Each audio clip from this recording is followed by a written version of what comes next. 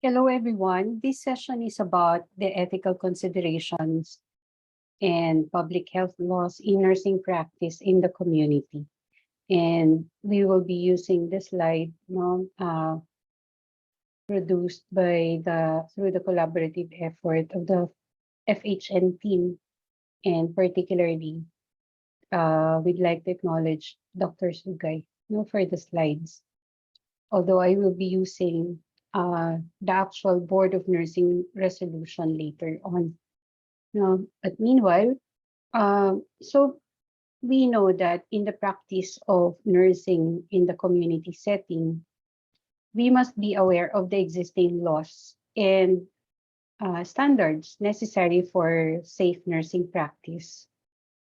Uh, because nurses usually experience ethical conflicts within the healthcare delivery system.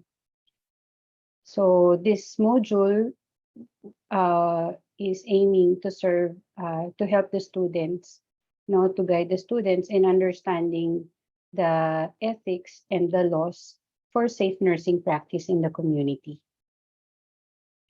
So for the learning outcomes, you are expected to define key terms, identify the ethical principles in nursing care practice, and enumerate public health laws that concerns the practice of nursing in the community setting. Now let's start with ethics. By definition, ethics is a system of moral principles and rules of conduct in respect to a particular class of human actions, or to a particular group of people. So in simple terms, it basically refers to the rightness of nursing action, the rightness and wrongness of the actions.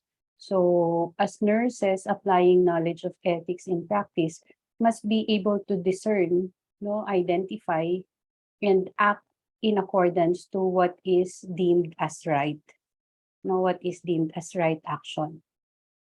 And when we talk about right action, it doesn't entirely concern the act itself. Of course, we also have to consider the intent and the consequence that arise from these actions. Law, on the other hand, is a standard or rules of conduct that are established and enforced by the government to protect the public from harm. Okay. Now, on ethics, we are going to discuss, since we would like you to understand the ethical principles for Filipino nurses, particularly in the practice of the profession. The code of ethics for registered nurses, particularly amongst Filipino nurses, the code of ethics provides for guidelines on how the nurse will be able to conduct himself or herself with the people. So the registered nurses and the people. Also, how the nurses will conduct himself or herself in the profession. So there are also guidelines and ethical principles that needs to be observed. And also the registered nurse, and the society, as well as the environment. Okay, and there are also guidelines to be observed. Okay, so, but I want to show you the promulgation of the Code of Ethics for Registered Nurses, from the Board of Nursing. So let me just stop share my screen and let me share another screen. Okay. Yeah. So this is the Board of Nursing Board Resolution number 220, series of 2004, which is the promulgation of the Code of Ethics for Registered Nurses. Okay, so whereas the Board of Nursing has the power to promulgate a code of ethics for registered nurses in coordination and consultation with the accredited professional organization. like the Philippine Nurses Association, and also known, and also the Article 3 of Republic Act number 9173, which is known as the Philippine Nursing Act of 2002. Whereas in the formulation of this code of ethics for registered nurses, the code of governance for the profession in the Philippines was also utilized as the principal basis. No, therefore, all the principles under the said code of good governance for all professions in the Philippines were adopted and integrated into this code of ethics as they apply to the nursing profession. Okay, so Section 1 provides for the principles on health, no? And the preamble provides for the preamble of the Code of Ethics. And the preamble of the Code of Ethics articulates that health is a fundamental right of every individual, and we as nurses now must ensure that this fundamental right is observed and respected. The Filipino registered nurse, believing in the worth and dignity of each human being, recognizes the primary responsibility to preserve health at all costs. And this responsibility encompasses promotion of health, prevention of illness, alleviation of suffering, and restoration of health. However, when the foregoing are not possible, assistance towards a peaceful death shall be our obligation, according to the preamble. Also, to assume that responsibility, the preamble articulates that registered nurses must have uh, knowledge and understanding of man's cultural, social, spiritual, physiological, psychological, and ecological aspects of illness, utilizing the therapeutic process, which is the nursing process. So cultural diversity and political and socio-economic status are inherent factors to effective nursing care. The Code of Ethics also provides for, as we have mentioned a while ago, how nurses should conduct themselves when they are dealing with people. And there are ethical principles that must be observed. And if you notice, it is articulated that uh, values, customs, and spiritual beliefs held by individuals shall be respected. And individual freedom to make rational and unconstrained decisions shall also be respected. Along with this, personal information acquired in the process of giving nursing care shall be held in strict confidence. Okay, so we must remember this. And to observe this, we need to do this, we need to observe specific guidelines, like considering the individuality and totality of patients when we administer our care, and respecting the spiritual beliefs and practices of patients, upholding the rights of individuals, uh, which basically pertains to respecting the autonomy of the patients. No, so we need to respect the freedom of each patient for self-determination. But take note also in letter D that we take into consideration the culture and values of patients in providing nursing care. However, in the event of conflicts, their welfare and safety must take precedence. So even though we are to be respectful of the culture and values of each patient, we also need to observe that whenever their autonomy is in conflict, with their welfare and safety must take precedence. We need to prioritize uh, their welfare and their safety. And you will learn more of these ethical principles, in your subject on bioethics. Next is Article 3, which provides for the ethical principles on how we should view life, also what kind of care should be delivered, and how do we treat documentation about our patients. So first, the Code of Ethics upholds that human life is inviolable. So meaning life is should not be violated.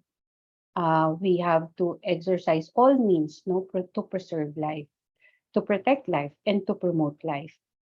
Okay, so that's why abortion in our country is not acceptable because our very own code of ethics upholds that human life is inviolable. Also, quality and excellence in the care of patients, must be observed and must be the goal of our nursing practice. And documentation should be accurate.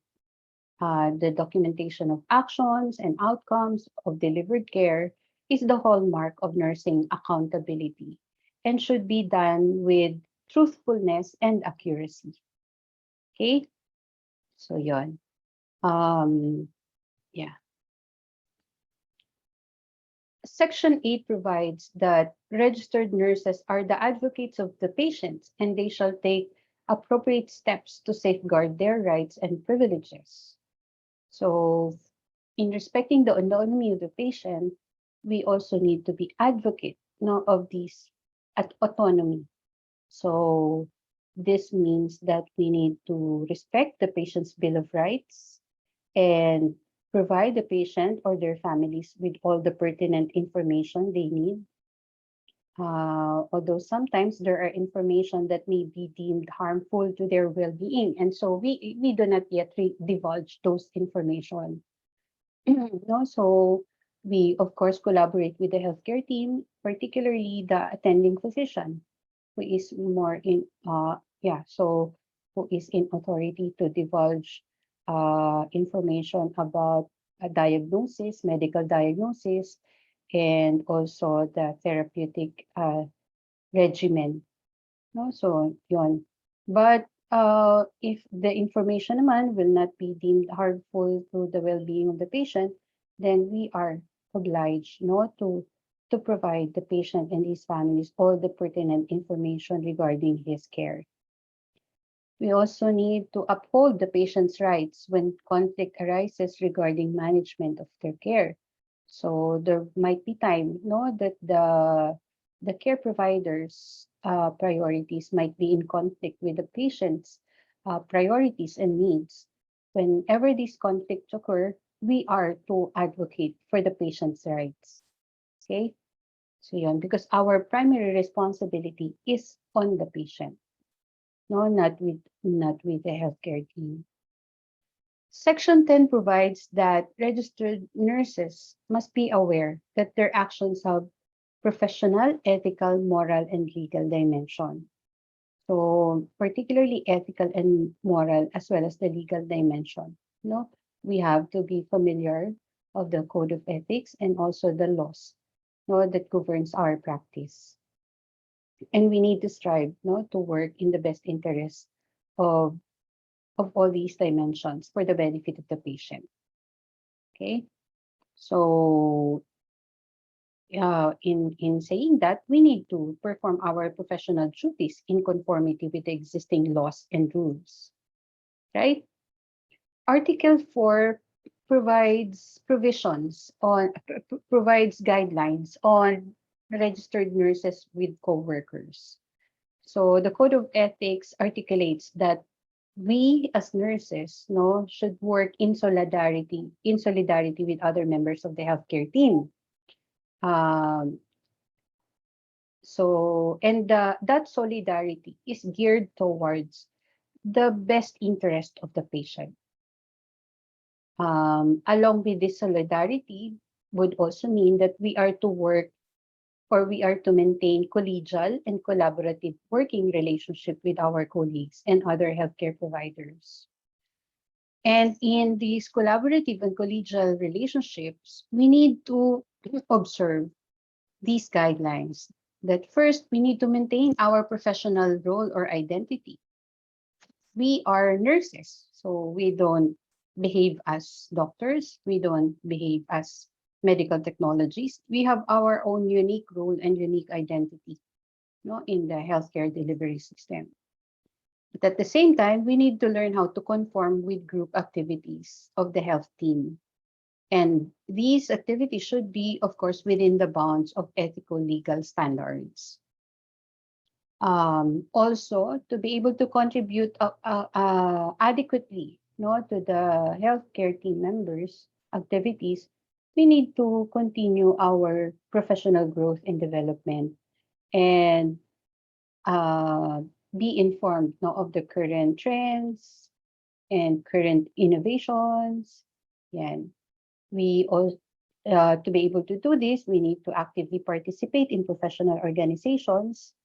Also, we should not act in any manner prejudicial to other professions. So we need to be, yeah, we need to respect other professions. We need to honor and safeguard the reputation and dignity of the members of the nursing and other professions. So yeah, because we should be working uh in solidarity with them. So we need to protect each other's dignity. So yun.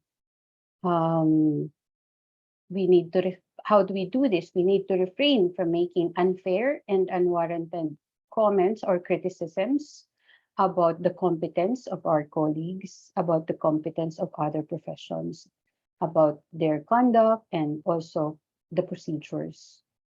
Or we should not do anything that will bring discredit to a colleague or to any member of other profession. No, because again, we need to work in solidarity with the team. Also, we need to respect the rights of of the coworkers. On the Article 5, on the other hand, Section 14 provides for guidelines on registered nurses, society, and environment. So articulates that the preservation of life, respect for human rights, and promotion of healthy environment shall be a commitment of every nurse, every registered nurse. Okay, and the establishment of linkages with the public should also uh, be done. No? And in establishing these linkages, we need to be equipped with knowledge about the health resources. We need to actively participate in the programs, projects, and activities that responds to the problems of the society. Also, we need to lead our lives in conformity with the principles of right conduct and proper decorum. And we need to project an image that will uplift the nursing profession at all times. Article 6 provides for guidelines on the registered nurses and the profession. So again, we need to maintain loyalty to the profession and preserve our integrity. Preserve the integrity of the profession. So and we need to comply with the bylaws of the accredited professional organization and other professional organization of which the registered nurse is a member. Also, we are to be committed to continual learning and active participation in the development and growth of the profession to maintain and to preserve the integrity of our practice. We also need to contribute to the improvement of the socio-economic conditions and general welfare of nurses especially through appropriate legislation. So, and also be involved in visionary mission. So, lalo na dito sa atin sa Pilipinas, lobbying and campaigning that for nurses to receive what is due of nurses whenever we care for patients. So we need not be hesitant in campaigning because we nurses also have rights, diba? We are entitled to a salary, that of course will be sound naman and will be adequate to support the lives of nurses. No? So, well, it's good enough that the salary standardization law was already approved and for implementation, particularly right now in public agencies, but hopefully the private institutions will follow. Yeah. So to do all these, we need to again be members of the accredited professional organization like the Philippine Nurses Association. We need to strictly adhere to the nursing standards and participate actively again in the growth and development of the nursing profession. And we need to strive to secure equitable socioeconomic and work conditions in nursing and assert for the implementation of labor and work standards. Okay, so this is again the promulgation, the code of ethics in the uh, from the Board of Nursing, which was done in the city of Manila last July 14, 2004, signed by our nursing leaders. Okay, so yeah. Now let me go back to the slides so we can cover some of the laws that affects the practice of the profession. Yan, tapos na tayo dyan. Okay. One of the public health laws that we need to be aware of, especially in the community health nursing, in family health nursing, is the Republic Act number 7305, which is referred to as the Magna Carta for Health Workers. And Section 2 of the Magna Carta provides for the policy and objectives of these Magna Carta, wherein it is articulated that the state shall instill health consciousness among our people to effectively carry out the health programs and projects of the government, which are essential for the growth and health of the nation. And towards this end, the Act aims to promote and improve the social and economic well-being of the health workers, their living and working conditions in terms of employment.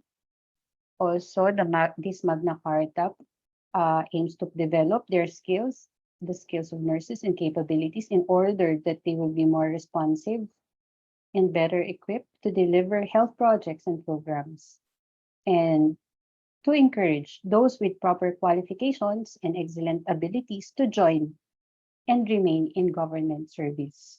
Okay. And of course, another important law is, of course, the Philippine Nursing Act of 7164, which is again, which is again the law that replaced the Philippine Nursing Act of 1991. So the Philippine Nursing Act of 2002, or the Republic Act 9173, was designed to provide for a more responsive nursing profession. And it is an act declaring the policy of the state to assure responsibilities of the nurses for the protection and improvement of the nursing profession, instituting measures that will result in relevant nursing education, humane working conditions, better career prospects, and a dignified existence for our nurses. So in simple terms, the Philippine Nursing Act of 2002, or the Republic Act 9173, provides for all the law, the laws that governs the practice of the nursing profession, how it was going to be conducted also in nursing education. Another law that is important in community health nursing is the Republic Act 11332, which is the mandatory reporting of notifiable diseases and health events. And this particularly aims to protect people from public health threats through the efficient and effective disease surveillance of diseases of public health concern. So the law recognizes the disease surveillance and response systems of the Department of Health and its local counterparts as the first line of defense against epidemics or any events that may pose a health threat to the public. No? Kaya nga, right now, so through the law provides no that healthcare workers should be able to report no notifiable diseases. So it's not acceptable to hide no those people who are suffering from from communicable diseases, especially if it will be a threat no to the community. Okay, so it is mandated that these notifiable diseases must be reported.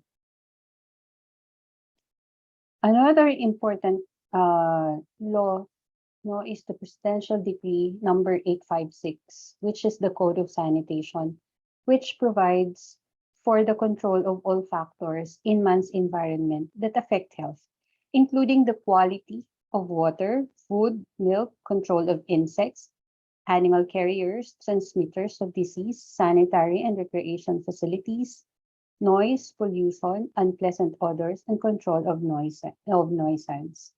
So, um, yeah, the law provides support no, for these initiatives. And support means that corresponding health budget will be allocated no, on these initiatives to ensure sanitation of the environment.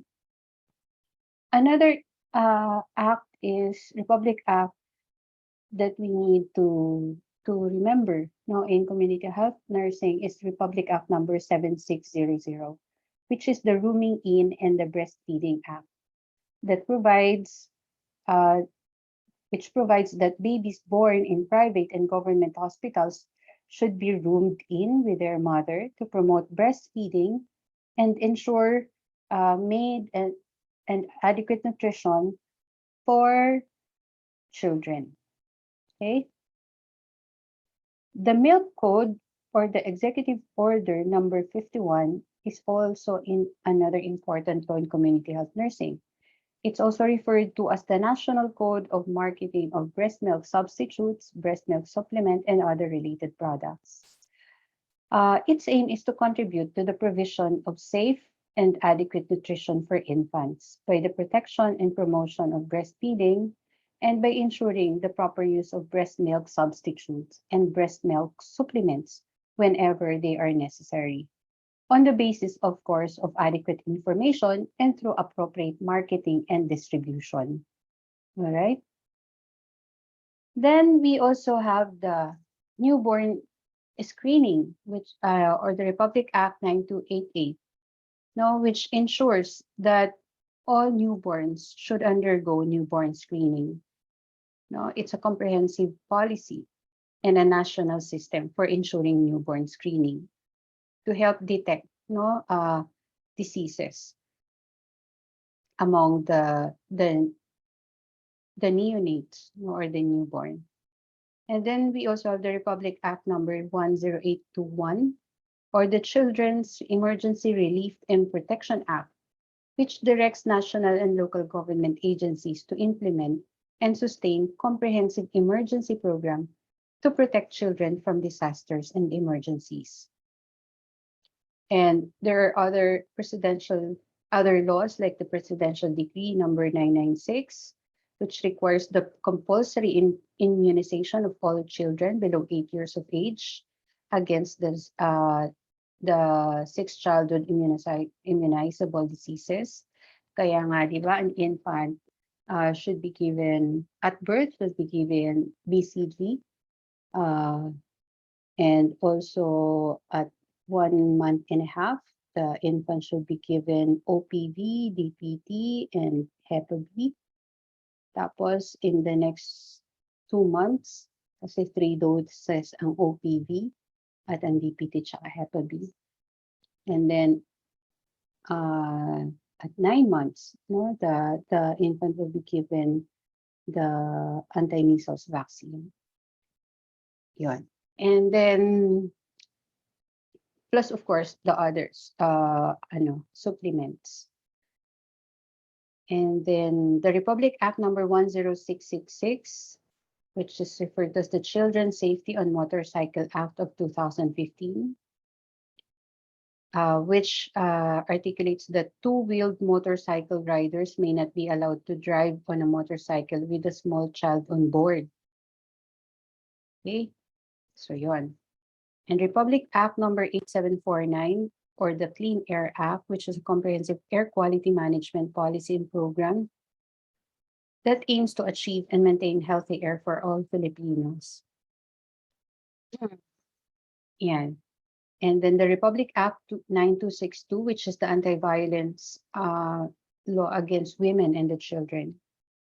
The Republic Act number 6675, which is the Generic Acts of 1988 that promotes and requires and ensures the production of an adequate supply, distribution, and transportation of prohibited drugs is punishable by law.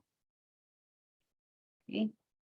Then Republic Act number 7432, which maximized the contribution of senior citizens to nation building and grants benefits and special privileges to senior citizens, wherein the elderlies are entitled to a 20% discount in all public establishments and free medical and dental checkup, as well as hospitalization in all government hospitals.